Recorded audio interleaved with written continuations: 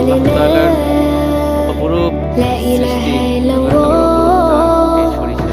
আমার বাবা নিজে হাতে লাগিয়েছে এই চমৎকার সরিষাগুলো, যার ঘ্রাণ আমি খুব কাছে থেকে পেলাম।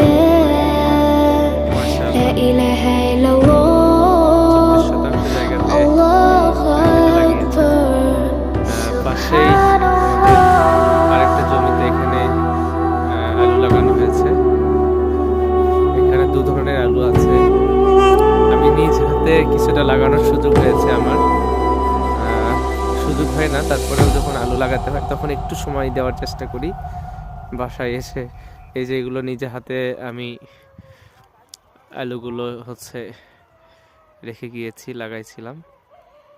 মাশাআল্লাহ, এখন খুব সুন্দর কাটিনাল আলু হয়েছে। চমৎকার সুন্দর সরিষা হয়েছে।